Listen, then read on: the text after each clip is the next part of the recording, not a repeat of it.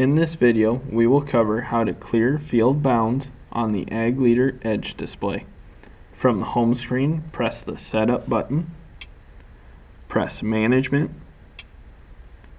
press Field, select the correct field,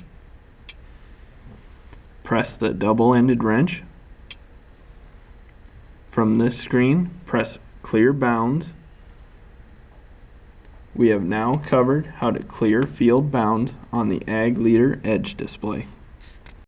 For more information on Ag Leader products, please refer to your local Ag Leader dealer, other tutorial videos on the Ag Leader YouTube channel, or the Ag Leader Knowledgebase at support.agleader.com.